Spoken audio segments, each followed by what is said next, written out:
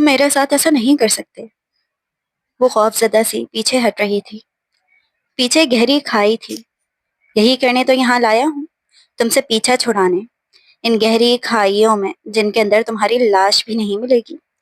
تم تو مجھ سے پیار کرتے تھے فیضان، وہ بہتی آنکھوں اور بے یقینی سے کہہ رہی تھی۔ اسے موت سامنے دکھائی تھی۔ فیضان اسے یہاں کیوں لایا تھا وہ سمجھ چکی تھی، وہ اسے یہاں قتل کرنے لایا تھا۔ حالت دیکھی ہے اپنی؟ دیکھ کر محسوس ہی نہیں ہوتا تم وہی در فشاں ہو جو کبھی خوبصورت ہوا کرتی تھی۔ وہ کہتے ہی اس کی مزید کوئی بات سنے اسے پیچھے کھائی میں دھکیل چکا تھا۔ تم آج مجھ پر اتنا مہربان کیوں ہو رہے ہو؟ کیا بات ہے؟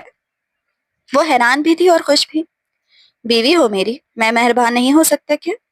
فیضان اس کے کاندھے پر سر ٹکائے شیشے میں اسے مسکراتی نظروں سے دیکھتا، دونوں ہاتھ اس کی کمر کے گردن حمائل کیا ہوا تھا۔ وہ یوں اس پر مہربان ہوا کب کا چھوڑ چکا تھا۔ وہ تو اس فیضان کا روپ ہی بھول گئی تھی جو اس پر جان چھڑکتا تھا، مگر اب اسے در فشاں میں صرف عیب ہی دکھائی دیتے تھے۔ I love you۔ فیضان نے اس کے کانوں میں سرگوشی کرتے اسے مزید اپنے حصار میں قید کیا تھا۔ I love you too۔ وہ اس کے سینے سے لگی دل ہی دل میں حیران سی کہہ رہی تھی۔ چلو باہر کھانا کھانے چلتے ہیں، فیضان اس کے بالوں سے کھیلتا کہہ رہا تھا۔ باہر کھانا کھانے؟ اب وہ حیرانی کی انتہا پر تھی۔ مجھے تمہارے ساتھ باہر جاتے ہوئے بھی شرم آتی ہے۔ تم اپنی فٹنس کا خیال کیوں نہیں رکھتی؟ بچہ تو ہمارا اب اس دنیا میں نہیں رہا، تمہیں تو اس کا غم ہی کھا جاتا، مگر تم ڈپریشن کا شور مچائے رکھتی ہو اور کھائے جاتی ہو۔ اپنی جسامت دیکھو۔ جملوں اس کی سماعت میں تازہ ہوئے۔ اس نے بمشکل مسکراہٹ کو پھیکا پڑنے سے روکا تھا۔ تمہاری پسند کا اسٹریک؟ پھر ہائیکنگ پر بھی جائیں گے، کچھ دماغ بھی تر و تازہ ہوگا، وہ کہہ رہا تھا۔ وہ سر ہلانے لگی۔ اس لہجے، اس نرمی کے لیے تو وہ پچھلے 1 سال سے ترس رہی تھی۔ میں تیار ہو کر آتا ہوں، تم بھی تیار ہو جاؤ۔ اس کی پیشانی چومتا وہ اندر کی طرف بڑھا۔ درفشاں نے اپنے جسم پر نگاہ ڈالی۔ وہ ہنوز موٹی تھی، اتنی زیادہ نہیں تھی، مگر جسم بھرا بھرا، گال بھی موٹے تھے، لیکن وہ شروع سے ایسی نہیں تھی۔ حمل کے دوران جسم میں 100 تبدیلی آتی ہیں، لیکن فیضان تو شادی کے چند مہینے بعد ہی بدلنے لگا تھا۔ حمل کا سن کر بھی وہ کچھ زیادہ خوش نہیں ہوا تھا، مگر اب ہو گیا تو کیا ہی کہہ سکتا تھا۔ سوچوں سے منہ چراتے وہ ڈریسنگ روم میں آئی اور خوبصورت لباس تلاشا جو اس کا حالیہ جسامت پر جسے۔ آخر ایک ڈھیلا گاؤن ملا جو قیمتی بھی تھا اور خوبصورت بھی۔ خوبصورت وہ خود بھی بہت تھی، گوری رنگت اور پیارے نقوش، مگر فیضان کی نکتہ چینیوں نے اسے اس کے موٹاپے کی بدولت احساس کمتری کا شکار کر رکھا تھا۔ وہ بہت دل لگا کر تیار ہوئی۔ آئینے میں اسے اپنا روپ اب بھاتا ہی نہیں تھا، کبھی وہ خود پر ناز کیا کرتی تھی۔ کچھ دیر بعد ہی فیضان تیار تھا۔ اس کی تیاری پر مسکراتی نگاہ ڈالی۔ اچھی لگ رہی ہو؟ یہ جملہ در فشاں کو خوشی نہیں دے سکا۔ دل میں یادوں کی بتیاں جلنے لگی۔ وہ اس کی خوبصورتی کا دیوانہ ہوا کرتا تھا اور اس کی تعریف کا کوئی موقع نہ جانے دیتا تھا۔ وہ مسکرا دی۔ شکریہ فیضان۔ فیضان نے اس کا ہاتھ تھام کر لبوں سے لگاتے چوما اور اسے ساتھ لیے باہر کی طرف بڑھنے لگا۔ اس عالیشان کوٹھی سے نکلتے پورچ میں آتے فیضان نے در فشاں کا ہاتھ چھوڑ کر ایک مسکراتی نگاہ اس پر ڈالی۔ وہ ہنوز بے یقین تھی، یہ وہ فیضان بھی نہیں تھا جس سے وہ پہلی دفعہ ملی تھی۔ پھر دوستی ہوئی اور دوستی کب محبت میں بدلی، کب اس نے اپنے باپ سے فیضان سے شادی کرنے کی بات کی اور کب فیضان اس کی زندگی کا ہمسفر بن گیا، خبر ہی نہ ہوئی۔ زندگی حسین خواب کی جیسی تھی۔ گاڑی میں سوار ہوتے وہ پھر اسے دیکھ کر مسکرایا۔ کتنا وقت ہو گیا نا ہم اس طرح باہر نہیں گئے، وہ پوچھ رہا تھا اور وہ اسے دیکھ کر رہ گئی۔ وہ ایسے پوچھ رہا تھا جیسے پچھلے کچھ عرصے ان کے تعلق کی بدصورتی بھول گیا ہو۔ ابھی چند دن پہلے ہی تو وہ اس سے لڑ کر اس کے چہرے پر تھپڑوں کی بارش کرتا گھر سے کسی دوسری عورت سے ملنے گیا تھا۔ ایسے کیا دیکھ رہی ہو؟ میں جانتا ہوں مجھ سے بہت غلطیاں ہوئی ہیں، میں خود بہت ڈسٹرب تھا، حارث کی موت نے مجھے مایوس کر دیا تھا۔ وہ کچھ نہ بولی۔ دل میں درد جاگا۔ حارث اس دنیا میں صرف 4 ماہ عمر لکھوا کر آیا تھا۔ اس کا بیٹا تھا وہ، اس کے دل کا ٹکڑا۔ فیضان نے در فشاں کو اس کا طویل غم منانے کی سزا دوسری عورت کی صورت میں دے دی تھی۔ وہ مشکل وقت میں اس کے ساتھ رہنے، اسے سمجھنے کے بجائے راہ فرار پا کر دوسری عورت کی پناہوں میں سکون تلاشنے لگا تھا، اور چند دن قبل تک وہ اس سے بہتر تھی۔ وہ سرعام اس کی تعریف اپنی بیوی کے سامنے کرتا، اسی کا پیسہ جا کر اس دوسری عورت پر لٹاتا، اور آج کایا پلٹ گئی تھی۔ وہ اسے گھمانے لے جا رہا تھا۔ کبھی کبھی انسان بہت بھٹک جاتا ہے، اسے احساس ہی نہیں ہوتا کہ وہ کیا کر رہا ہے۔ ٹھیک کہہ رہی ہو، وہ فقط اتنا ہی بولی۔ مسکرانے کی کوشش میں مصروف وہ اندر ہی اندر اچھی تک اس تبدیلی پر حیران تھی۔ خوش نہیں تھی کیونکہ وہ فیضان جس سے اس نے محبت کی تھی وہ اس کی ذات کو رون چکا تھا اور اس کا دل مردہ ہو چکا تھا۔ اس مردہ دل کے ساتھ وہ ان لمحات میں خوش نہیں ہو سکتی تھی، فقط خوش ہونے کا ناٹک کر سکتی تھی۔ تم مجھے معاف کر سکتی ہو در فشاں؟ وہ چہرے پر شرمندگی سجائے پوچھ رہا تھا۔ تمہیں کیوں محسوس ہوا کہ تمہیں معافی مانگنی چاہیے فیضان؟ کیونکہ ہر پل مجھے یہ احساس رہتا ہے کہ میں نے انجانے میں تمہیں بہت تکلیفیں پہنچائی ہیں۔ وہ اسے دیکھتی رہی پر ملال آنکھیں حزن میں ڈوبی ہوئی تھی۔ مجھے ایک موقع دو، میں تمہیں پہلے جیسا فیضان بن کر دکھانا چاہتا ہوں۔ وہ کہنا چاہتی تھی کہ اب تو تمنا بھی نہیں رہی، مگر فقط خاموش نظروں سے اسے دیکھتی رہی۔ چہرے پر وہی جھوٹی مسکراہٹ تھی۔ وہ کچھ دیر بعد ایک لگژری ہوٹل میں بیٹھے تھے۔ وہ اپنے ہاتھوں سے ایک ایک چیز اس کی پلیٹ میں ڈال رہا تھا، مسکرا مسکرا کر کبھی چھٹکلے چھوڑتا تو کبھی کوئی شرارت کرتا۔ وہ سب کچھ بھول کر اس لمحے میں جینا چاہ رہی تھی، مگر ہر کوشش کے باوجود بھی کامیابی حاصل نہیں ہو رہی تھی۔ جھوٹی مسکراہٹ چہرے پر سجائے سجائے وہ تھک چکی تھی، جبڑا بھی درد کرنے لگا تھا۔ پھر قریبی ہائیکنگ ٹریک پر چلیں۔ وہ کھانے میں خود کو مصروف ظاہر کرتا بولا۔ در فشاں نے اسبات میں گردن ہلائی۔ میں ایک بار پھر تم سے معافی مانگتا ہوں درے، تم نے ہمیشہ میری عزت رکھی، کبھی کسی کے سامنے ظاہر نہیں ہونے دیا کہ تم کتنی تکلیف میں ہو۔ کس منہ سے کرتی؟ میری اپنی پسند تھے، خود غرض کی تھی ڈیڈ سے، اگر کچھ کہتی تو نظریں کیسے ملاتی؟ وہ آہستگی سے بولی، اس لیے سب پرفیکٹ ہونے کا ناٹک کرتی رہی۔ فیضان کچھ نہ بولا، خاموشی سے کھانا کھانے رہا۔ کھانا کھانے کے بعد وہ پیدل ہی چل پڑے۔ پارک قریب تھا، اندھیرا پھیلنے لگا تھا، زیادہ تر لوگ اور فیملیز واپس جانے کی تیاری میں تھی، جبکہ وہ ساتھ چل رہے تھے۔ اندر کی طرف جاگنگ ٹریک پر فیضان نے اس کا ہاتھ تھام لیا۔ وہ خاموشی سے چل رہے تھے۔ موسم کتنا پیارا ہے نا درے؟ ہاں بہت پیارا ہے، لگتا ہے برف باری ہوگی۔ ہاں کچھ دنوں میں ہوگی، وہ کہہ رہا تھا۔ وہ کچھ دور چلتے گئے، لوگ کم ہوتے ہوتے ختم ہو گئے۔ اب دور دور تک وہاں کوئی نظر نہ آتا تھا۔ پیچھے پہاڑیاں تھیں، نیچے گہری کھائیاں۔ اب واپس چلنا چاہیے، اندھیرا پھیلنے لگا ہے، در فشاں بولی۔ فیضان نے گہری سانس لی اور ایک شفافیت سے بھرپور نگاہ اس پر ڈالی۔ معاف کرنا، مگر اب واپسی کا راستہ اکیلے پار کر کے جاؤں گا۔ وہ اس کی طرف بڑھنے لگا۔ اس کے یکدم بدلے لہجے اور الفاظ نے در فشاں کو الجھن میں مبتلا کیا تھا۔ مذاق کا وقت نہیں ہے، وہ ہلکا سا ہنسی۔ اس کی طرف بڑھی مگر وہ اپنی جگہ سے ایک انچ نہ ہلا۔ میں تم سے مذاق نہیں کر رہا در فشاں، میں نے بہت کوشش کی کہ تمہیں چاہوں، مگر میں تمہیں کبھی اس طرح چاہ ہی نہیں سکا۔ تم ہمیشہ مجھے کمتر جانتی تھی کیونکہ تم پیسے والی تھی۔ تمہیں اس بات کا غرور تھا کہ میری جاب، گھر، گاڑی سب تمہاری دین ہے۔ میں میں نے کب تمہیں ان سب باتوں پر جتایا؟ کبھی نہیں، مگر میں جانتا ہوں تم مجھے اپنی برابری کا سمجھتی ہی نہیں، تبھی تمہارے ہاتھوں ذلیل و خوار ہوتی رہی ہوں۔ اگر ایسا ہوتا تو تمہیں کبھی اتنی جرت نہ ہوتی کہ تم مجھے اتنی تکلیف پہنچاتے، دھوکہ دیتے۔ وہ تلخ ہونے لگی۔ تم ظاہر نہیں کرتی تھی، تم نے مجھے میرے حال پر چھوڑا ہی اس لیے تھا کہ تم مجھے کچھ سمجھتی ہی نہیں تھی۔ تمہارا دماغ خراب ہو چکا ہے، تمہیں اپنے کیے گناہوں اور غلطیوں کو جسٹیفائی کرنا ہے، اس لیے تمہیں یہ بیکار کے بہانے اور ڈرامے سوچ رہے ہیں۔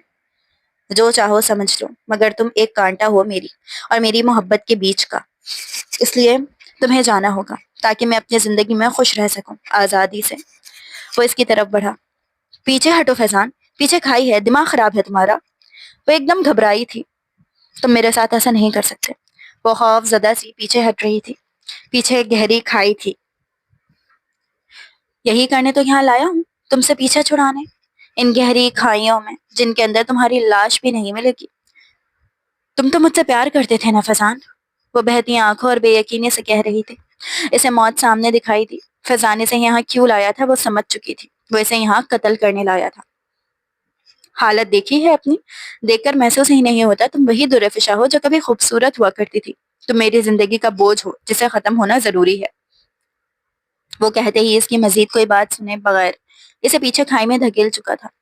ایک فلک شگاف چیخ نے فضا میں بلند ہو کر ایک لمحے کو ہیبت پھیلائی، پھر ہر طرف سناٹا چھا گیا۔ فیضان کامتے قدموں اور دھڑکتے دل سے قدم قدم پیچھے ہٹا اور پھر تیزی سے واپس پلٹ گیا۔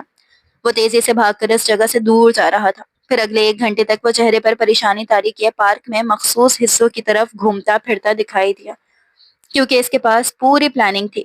وہ اسے یہاں پوری تیاری کے ساتھ لایا تھا۔ وہ اس پالتو کتے پیٹر کو سہلا کر سلانے کی کوشش کر رہا تھا۔ اس کی آنکھوں میں تھکن تھی اور جسم بھی تھکا ہوا تھا۔ پیٹر، میں تم سے کہہ رہا ہوں کہ اب یہ میرے سونے کا وقت ہے۔ اگر اب تم دوبارہ اس خیمے سے نکلنے کی کوشش میں لگ گئے تو میں تمہیں سچ میں یہاں سے نکال کر خیمہ بند کر کے سو جاؤں گا۔ وہ غصیلے لہجے میں کہہ رہا تھا۔ یہ اچانک ٹھنڈ بھی بڑھ گئی ہے، لگتا ہے تمہیں بھی ٹھنڈ لگ رہی ہے، اس لیے تم نہیں سو رہے۔ ایسا کرتا ہوں آگ جلا لیتا ہوں۔ وہ اٹھ کر خیمے سے نکلا اور اسی پر اوپر سے کوئی چیز تھک کی آواز کے ساتھ آ کر اس کے خیمے پر گری تھی۔ اندر سے پیٹر کی تڑپ کر چلاتی آواز آئی۔ اس نے ٹارچ چلا کر اوپر سے گرنے والی چیز پر ڈالنے کی کوشش کی، جو وہ سمجھ رہا تھا کسی درخت کی شاخ یا چٹان کا ٹکڑا ہے۔ سامنے کسی زنانہ وجود کو دیکھ سناٹے میں رہ گیا۔ وہ بے اختیاری تیزی سے آگے آیا، جھک کر جسم کا جائزہ لیا۔ یقیناً کئی ہڈیاں ٹوٹی تھیں۔ اس نے اپنا سر مزید قریب کرتے اس کی دھڑکن کا جائزہ لیا۔ 2 انگلیاں اس کی ناک کے قریب لا کر اس نے دیکھا تو سانس مکمل طور پر معتدل تھی۔ اس نے سکھ کا سانس لیا اور حیرت کا بھی۔ ایک نظر اوپر اونچی پہاڑی کو دیکھا۔ اگلے ہی پل سے پیٹر کا خیال آیا۔ اس نے تیزی سے کھیل میں کے اندر جھانکا۔ پیٹر ایک طرف بے حس و حرکت پڑا تھا، اس کا سانس تھم کر رہ گیا تھا۔ اس نے تیزی سے اسے اس جسم کے نیچے سے نکالا۔ پیٹر، پیٹر کیا تم ٹھیک ہو؟ میری بات سنو پیٹر۔ لیکن پیٹر یہ کوئی حرکت نہ کی، سانس کو چیک کرنے کے لیے بھی تیار نہ تھا۔ اس کی خوف آیا تھا۔ قریب رکھے کمبل میں پیٹر کو لپیٹتا وہ تیزی سے اپنی گاڑی کے پاس آیا اور اسے فرنٹ سیٹ پر رکھا۔ دوبارہ وہ واپس آیا، وجود کو اٹھانے کی کوشش کی جو قدر بھاری تھا وہ کافی فربا تھی۔ اس نے جیسے تیسے کر کے اسے اٹھایا اور گاڑی تک لاتے اسے بیک سیٹ پر ڈالا۔ وہ اپنا خیمہ اور سامان وہیں چھوڑ کر وہاں سے جا رہا تھا، جبکہ وہ کامل کو 1 ہفتے کا کہہ کر یہاں آیا تھا۔ اس نے اپنا فون اٹھاتے کامل کا نمبر ملانے کی کوشش کی، لیکن یہاں پر سگنل نہیں تھے۔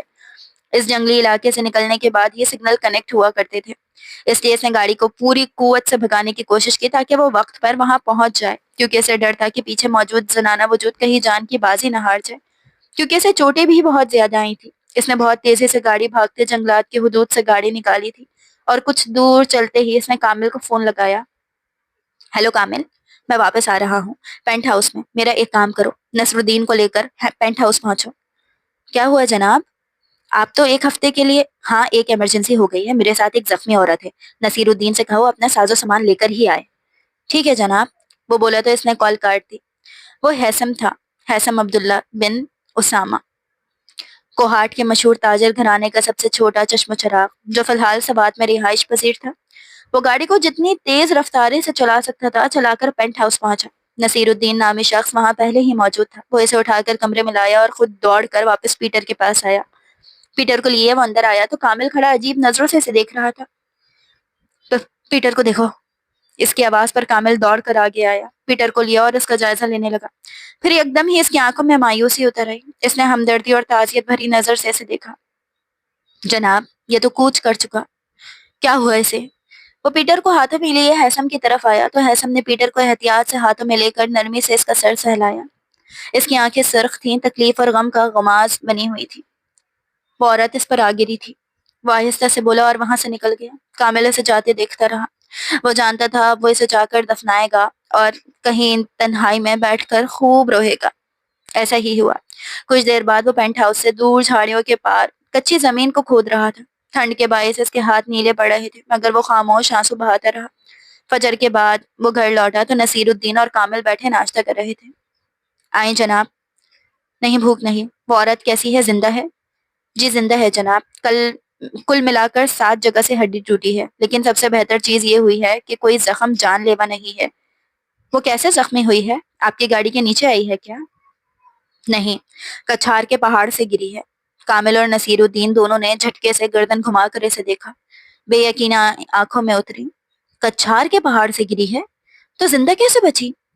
یہ زندہ بچی ہے تبھی تو پیٹر مر گیا۔ میرے خیمے پر گری ہے، جہاں اندر نرم گدا تھا اور اس پر پیٹر لیٹا ہوا تھا۔ یہ ہڈیاں گرنے کے دوران پتھروں یا چٹانوں سے ٹکرا کر ٹوٹی ہوں گی، وہ آہستگی سے کہہ رہا تھا۔ نصیر الدین ہنوز بے یقین تھا۔ تو اب آگے کیا ارادہ ہے؟ کیا پولیس کو خبر نہیں کرنی؟ ابھی نہیں، پہلے ہم کسی خبر کا انتظار کرتے ہیں۔ گمشدگی یا موت کا اعلان ہو تو کامل پتہ کرنا کہ معاملہ کیا ہے۔ معجزاتی طور پر بچی ہے، لیکن پیچھے معاملہ پیچیدہ لگتا ہے۔ میں معلوم کرتا ہوں، لیکن احتیاط کرنا کسی کو کانوں کان خبر نہ ہو کہ یہاں کسی کو لایا گیا ہے۔ بے فکر رہیں جناب۔ خیر میں تو چلتا ہوں، آپ یہیں رہیں کچھ دن ڈاکٹر صاحب۔ اس نے کہا تو نصیر الدین الجھن کا شکار ہوا۔ جناب مجھے ہسپتال میں کچھ کیس دیکھنے ہیں۔ یہی سے ہو آئی ہے، کامل آپ کی آمد و رفت کا بندوبست کر دے گا اور جو آپ کے خرچ اور اخراجات ہیں ان کا بھی انتظام ہو جائے گا۔ جی بہتر جناب، وہ سر ہلا کر بولا۔ وہ وہاں سے نکل کر اندر کی طرف بڑھ گیا۔ وہ سر پکڑے پولیس اسٹیشن پر بیٹھا تھا۔ قریب ہی وارث شاہ بیٹھے تھے۔ ثاقب شاہ یعنی درفشا کا بھائی بھی وہیں موجود تھا۔ وہ حد سے زیادہ پریشان اور فکر مند تھے مگر اس کا کوئی سراغ نہیں مل سکا تھا۔ فضان کے مطابق وہ دونوں قریبی ریسٹورینٹ گئے تھے۔ اس کے بعد وہ پارک میں ٹہلنے گئے۔ پھر اس نے پانی مانگا تو فیضان پانی لینے گیا اور وہ جہاں اسے چھوڑ کر گیا تھا وہاں واپسی پر اسے درفشا نہیں ملی۔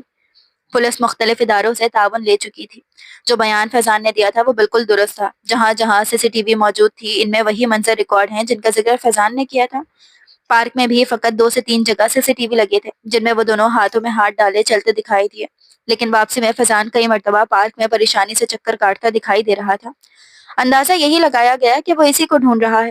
فیضان کا فون چیک کیا گیا جس میں کسی قسم کی مشکوک سرگرمی دیکھنے کو نہیں ملی۔ اس کے فون ریکارڈز، میسیجز وغیرہ چیک کیے گئے کہ کہیں کسی قسم کے جھگڑے کے بعد درفشا نے خود کو کہیں چھپایا تو نہیں لیا تھا یا پھر کسی قسم کا انتہائی قدم تو نہیں اٹھا لیا۔ لیکیج سب کچھ نارمل اور بالکل ٹھیک تھا۔ تو پھر درفشا کہاں گئی؟ کچھ بھی سمجھ نہیں آ رہا تھا۔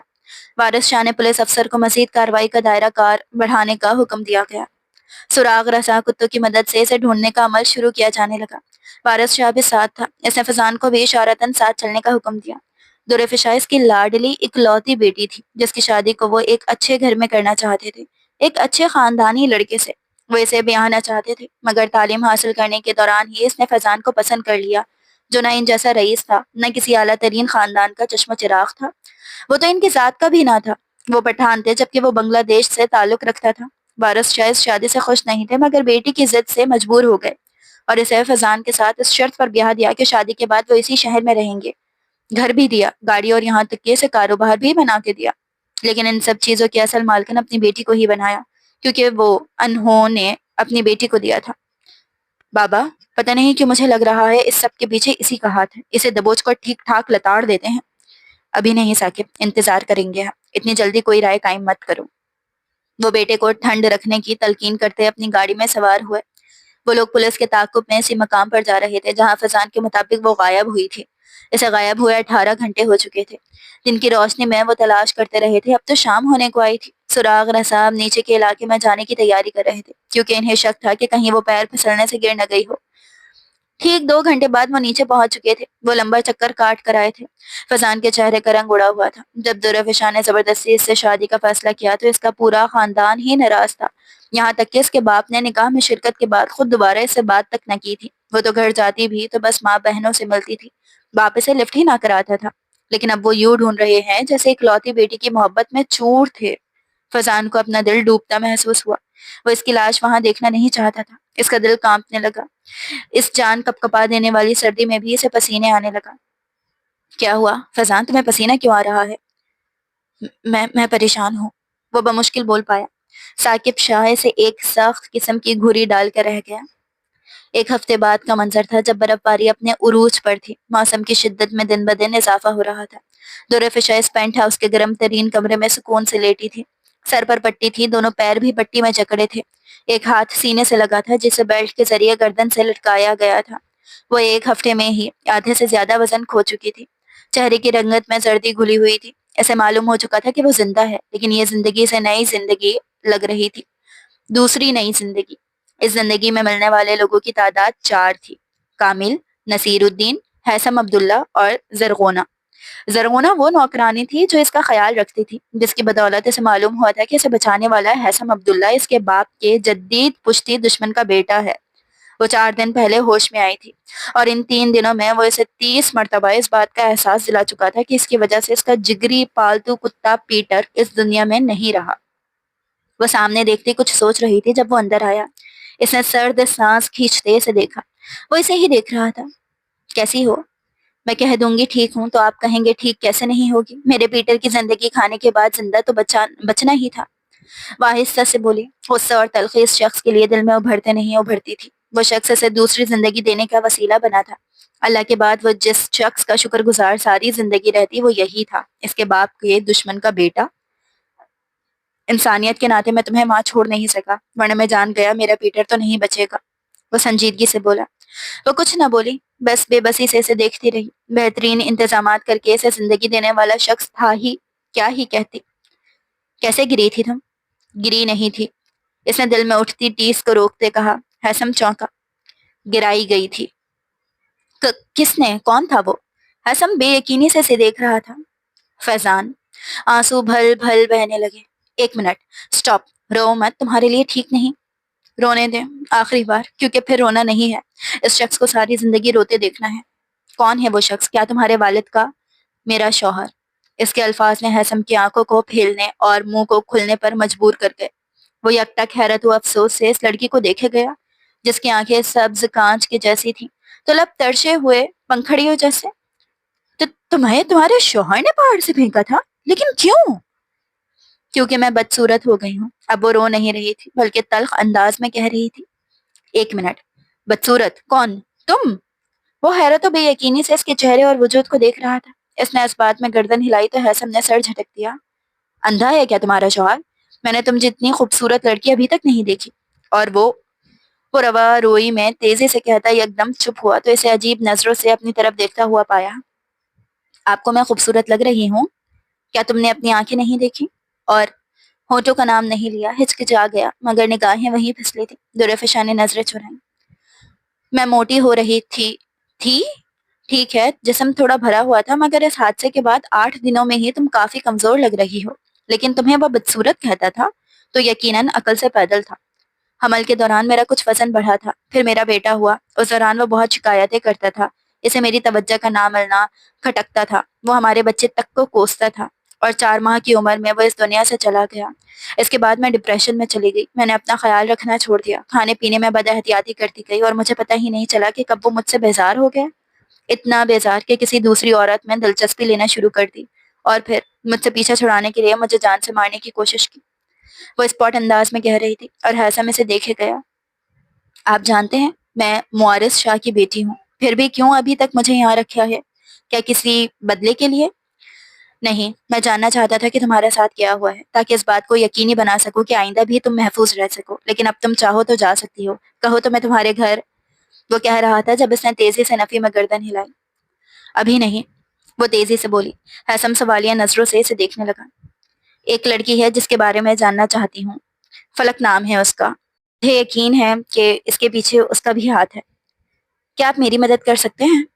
اور تب تک کیا میں یہاں رہ سکتی ہوں؟ یہ جاننے کے بعد کہ میں زندہ ہوں اور فرار ہو کر اسے بھی بچانے کی کوشش کرے گا۔ وہ آنکھوں میں التجا لیے اسے دیکھ رہی تھی جبکہ وہ اس کی آنکھوں کی خوبصورتی میں ہی ڈھیر ہوا بے اختیار اس بات میں سر ہلانے لگا۔ میں پتہ کروا لوں گا اور تب تک تم یہاں رہ سکتی ہو۔ اور ہاں، میں پیٹر کی موت نہیں بھولا ہوں، وہ میرا واحد دوست تھا۔ کہہ کر وہ کمرے سے نکل گیا۔ دور فشائی سے دروازے کو دیکھتی رہی جہاں سے نکل کر حسم گیا تھا۔ فلک نامی لڑکی کا پتہ کرو اور فیضان نامی شخص جو وارث شاہ کا داماد ہے، اس کی ساری تفصیلات مجھے چاہیے۔ وہ کامل سے کہتا پھل کاٹ رہا تھا۔ میں کاٹ دیتا ہوں پھل جناب۔ نہیں، میں کر لیتا ہوں۔ کیا تم نے سنا جو میں نے کہا؟ وہ پوچھ رہا تھا۔ سنہری آنکھوں میں عجیب سے تاثرات تھے۔ جی سن لیا جناب، میں جتنی جلدی ممکن ہوا آپ کا کام کر دوں گا۔ بہتر۔ کامل نے پھل کاٹنے کے بعد 2 حصوں میں بانٹنے زرغونہ کو آواز لگا دی۔ جی مالک، یہ درفشا کو دے دو، اور ہاں آج سے اس کے کھانے پینے میں جو دینا ہے میں بتاؤں گا۔ کامل جو وہاں سے جا رہا تھا رک کر اسے دیکھنے لگا۔ انداز سوالیہ تھا۔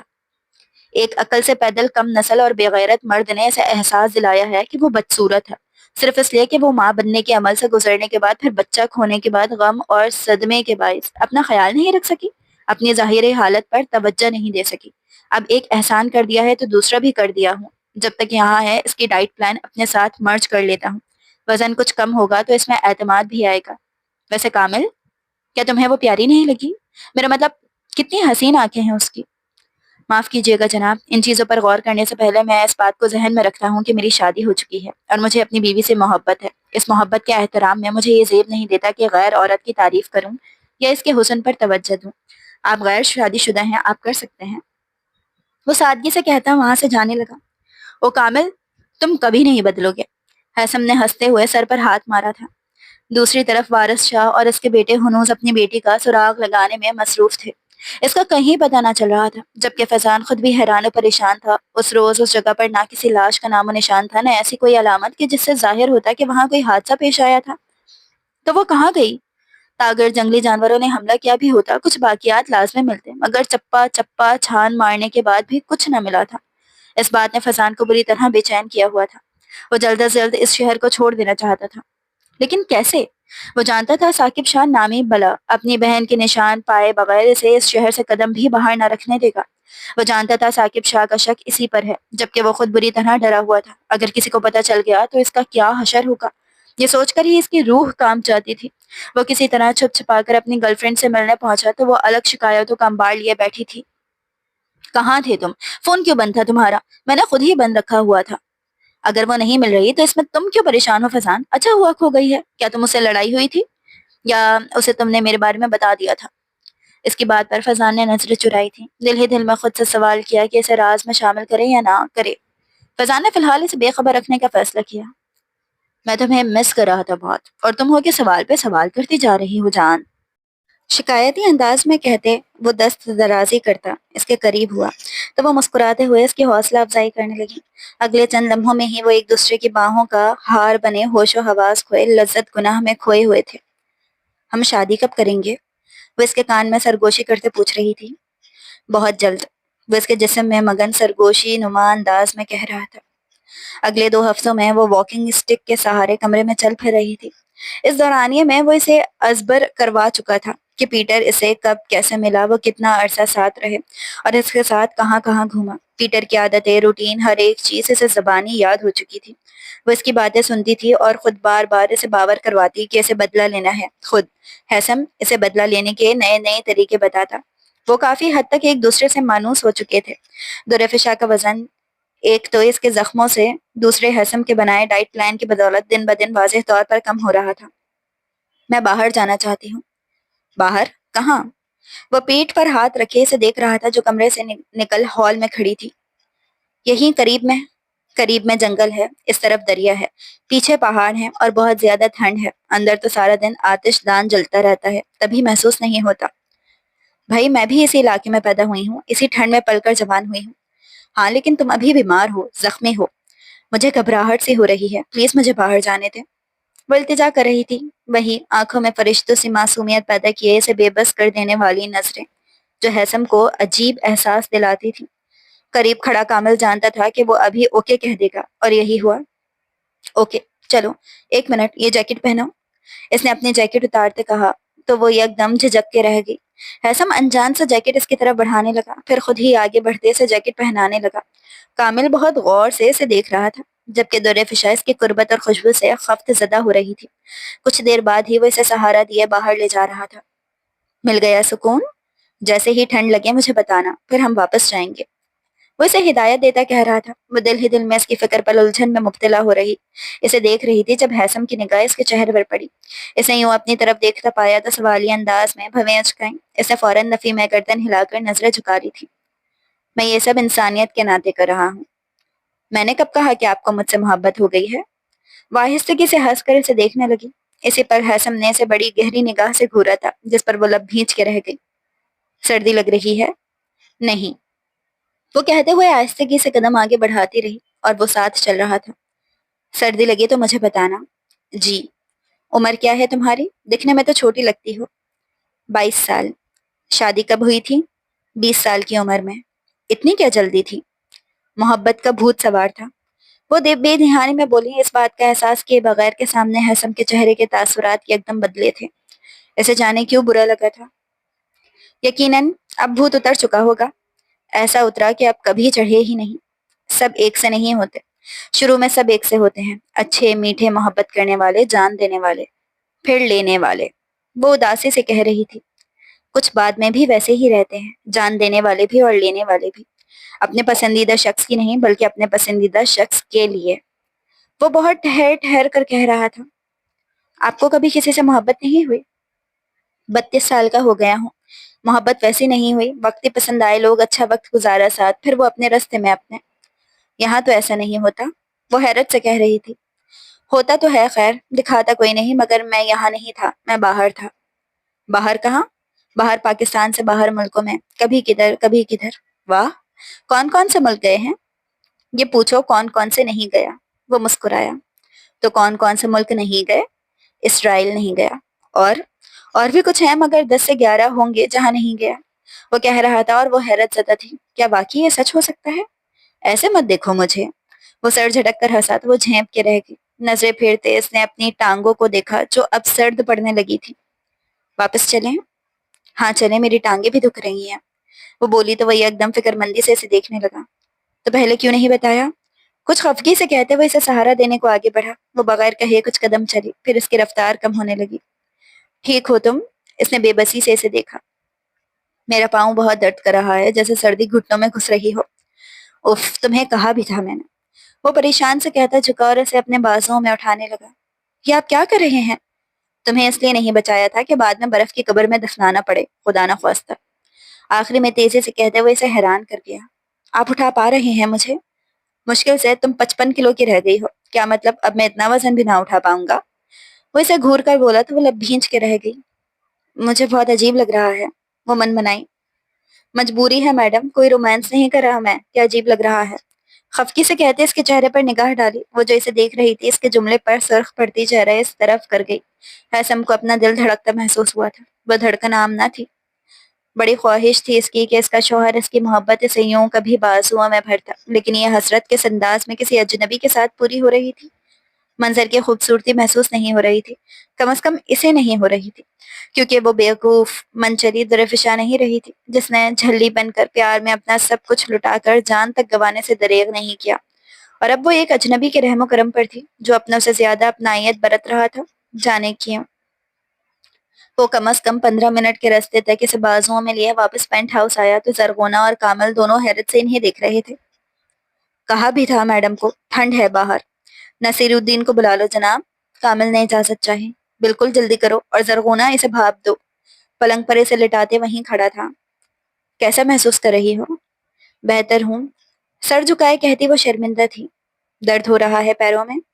ہاں مگر زیادہ نہیں، پھر بھی چیک اپ کروا لینا چاہیے۔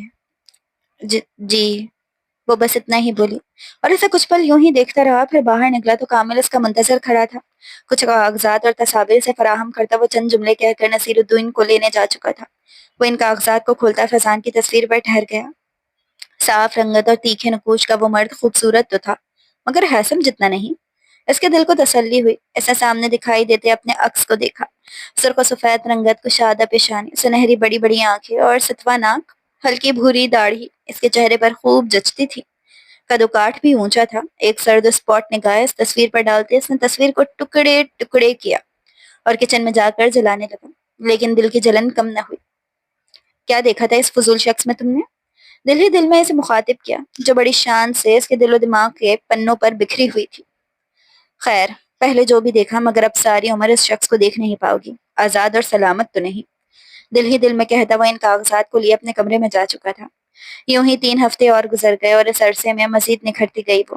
باتوں ہی باتوں میں وہ اسے اس کی خوبصورتی کا احساس دلاتا رہتا تھا اور اس کے بدلتے رنگ مظاہرہ کرتا، لیکن وہ دن اس کے مزاج پر بڑا ہی بھاری گزرا۔ کیا آپ کو ابھی تک کچھ معلومات نہیں ملی؟ کچھ ملی ہیں، مکمل نہیں۔ منصوبہ کیا ہے؟ میں اس کا سامنا کروں گی قانون کے ساتھ، وہ کہہ رہی تھی۔ ہیثم نے سر خم دیا۔ بالکل ٹھیک، کچھ دن مزید ٹھہرو، میں مکمل معلومات تمہیں فراہم کروں گا۔ اس کی سمس آنکھوں میں دیکھتے ہوئے اسے یقین دلا رہا تھا، لیکن اپنا دل بے چینی کی گہری چھاپ چھوڑ رہا تھا۔ وہ گہری نیند میں تھا جب کسی نے اس کی گردن دبوچ لی۔ وہ کسی تڑپتے تیتر کے مانند پھڑپڑاتا اٹھا اور سامنے کسی اجنبی کو دیکھ اس کی آنکھیں خوف سے پھیلی تھیں۔ کافی دیر وہ اس کی گردن دبوچے رہا، یہاں تک کہ اس کی آنکھوں سے آنسو بہنے لگے۔ تب ہیثم نے اسے چھوڑا تو وہ اپنا بچاؤ کرنے اٹھا۔ وہ بھی 25-26 سالہ نوجوان تھا۔ کون ہو تم؟ تمہاری موت کا فرشتہ، اگر 1 منٹ کے اندر اس پر دستخط نہیں کیے تو۔ اس نے اس کے سامنے کاغذات پھینکے۔ یہ کیا ہے؟ وہ کاغذات اٹھا کر الٹ پلٹ کرنے لگا، پھر احساس ہوتے اس نے بے یقینی سے سامنے کھڑے شخص کو دیکھا۔ کون ہو تم؟ اس کے سوال پر ہیثم نے جھک کر اس کا گریبان دبوچا اور دھڑا دھڑ اس پر مکے برسائے۔ جو کہا ہے وہ کرو۔ قلم اس کے سامنے پھینکتے اس نے فضان کو جھٹکے سے چھوڑا۔ فضان نے جلدی جلدی قلم سنبھالتے ان کاغذات پر دستخط کیے۔ ایسے لگا وہ وارث شاہ کا بھیجا ہوا بندہ ہے۔ اس نے دستخط کرتے بے بسی سے ہتھیار ڈالتے رحم مانگتی نظروں سے ہیثم کو دیکھا۔ جانے سے قبل ہیثم نے پھر اس کا گریبان دبوچا اور 1-2 کے بعد کئی تھپڑ اس کے چہرے پر رسید کیے۔ اتنی ہمت بھی نہیں کہ اپنا بچاؤ کر سکو، اور جلد تم اپنی اصلی منزل پر پہنچنے والے ہو۔ اسے دھکیل کر وہ تیزی سے باہر کی جانب بڑھ گیا جہاں ایک گاڑی میں کامل اس کا انتظار کر رہا تھا۔ اسے دیکھ کر اطمینان سے اسٹیئرنگ سنبھال لیا۔ یہ لو۔ اس نے وہ کاغذات اس کے سامنے رکھے تو درفشا نے حیرت سے اسے دیکھا۔ یہ کیا ہے؟ تم اب کسی کی بیوی نہیں رہی۔ درفشا نے کاغذات کھولتے ایک حیران نگاہ اس پر ڈالی۔ اس کے چہرے پر ارتر سکون ہیثم کے مزاج پر بھلا گزرا تھا۔ وہ اطمینان بھری نظروں سے اسے دیکھے گیا۔ کب جانا ہے تمہیں اپنے گھر، یا میں تمہارے والدین کو یہاں بلواؤں؟ بلوا لیں انہیں یہاں، وہ آہستگی سے کہہ رہی تھی اور وہ سر ہلا کر پلٹ گیا۔ واہ بھائی واہ، کیا بات ہے، ہمارا بیٹا آخر کار 32 سال کی عمر میں خود شادی کے لیے مان گیا ہے۔ آخر کون ہے وہ خوش بخت جس نے ہمارے بیٹے کا دل فتح کر لیا ہے؟ یہ میں بعد میں بتاؤں گا، کل شام کو آپ پلیز میرے پینٹ ہاؤس آ جائیں۔ ارے کیوں نہیں، پہلی بار دعوت دے رہے ہو، آنا تو پڑے گا۔ اس سے پہلے بھی تو چھاپے مارے ہیں آپ نے۔ وہ ہنسا تھا۔ خود سے تو تم پہلی دفعہ بلا رہے ہو نا؟ وہ بولے تو ہیثم سر جھٹک کر ہنس دیا۔ میں انتظار کروں گا۔ وارث شاہ بیٹی کو سینے سے لگائے ہوئے اس کا سر سہلاتے رہے۔ ثاقب بھی قریب ہی شکر گزاری کے تاثرات لیے کھڑا تھا۔ وہیں قریب ہیثم بیٹھا ہوا تھا اور دوسری جانب فرمان خان بیٹھے حیران اور بے یقینی سے اپنے بیٹے کو دیکھ رہے تھے، جو کچھ دیر قبل یہ سارا قصہ سنائے اپنے باپ کی موجودگی میں اس لڑکی کا ہاتھ اس کے دیرینہ دشمن سے مانگ کر دشمنی ختم کرنے کی درخواست کے ساتھ متنازع زمین بھی انہیں دھان کر دینے کے صدا کر چکا تھا، جو پچھلے کئی سالوں سے دشمنی کی وجہ تھی، وہ جو اتنی آسانی سے اس زمین کو دینے کی بات کر رہا تھا۔ میں تمہارا شکر گزار ہوں ہیثم خان، اتنا شکر گزار کہ اس شکر گزاری کے بدلے مجھے وہ زمین نہیں چاہیے۔ تمہارا کہہ دینا میرے لیے ایسے ہے جیسے مجھے وہ زمین مل گئی۔ تم نہیں جانتے کہ گزرا وقت میرے لیے کتنا مشکل تھا۔ میں پل پل اس پچھتاوے میں مرتا رہا کہ میری بیٹی شفقت کی تھپکی لیے بغیر مجھ سے جدا ہو گئی۔ ہم تمہارا یہ احسان کبھی نہیں بھول سکتے۔ تمہیں دعوت ہے تمہارے خاندان سمیت ہمارے غریب خانے پر ضرور آنا۔ فردان خان مبارک ہو تمہیں، اتنا لائق اور قابل بیٹا تمہیں خدا نے دیا۔ فردان خان فقط مسکرا کر سر خم دیتے رہے۔ جاتے ہوئے انہوں نے اٹھ کر سینے پر ہاتھ رکھتے پھر درفشا کے سر پر ہاتھ دھرا اور باہر تک انہیں چھوڑنے آئے۔ یہ ان کی طرف سے مصلحت کا اشارہ تھا۔ وہ اس کے سامنے کھڑا تھا، سر جھکائے نادم سا، قدم قدم آگے بڑھتی ہوئے اس کے عین سامنے آ کھڑی ہوئی تو وہ نظریں بھی نہ اٹھا سکا۔ ایک طرف ثاقب شاہ تھا تو دوسری طرف ہیثم۔ اسی کی فرمائش پر وہ اس سے جیل میں ملنے آئی تھی۔ جانتے ہو میں یہاں کیوں آئی ہوں؟ فیضان نے نظریں اٹھا کر اسے دیکھا تو حیران رہ گیا۔ پہلے سے زیادہ حسین اور تروتازہ؟ تمہاری آنکھوں میں یہی حیران دیکھنا۔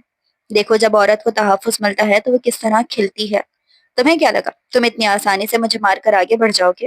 مجھے خوشی ہوئی کہ وہ فلک نامی لڑکی کم از کم میرے قتل کی سازش میں شریک نہیں تھی، اور زیادہ خوشی اس پر ہوئی کہ تمہاری حقیقت کھلنے پر وہ تم پر تھوک کر چلی گئی۔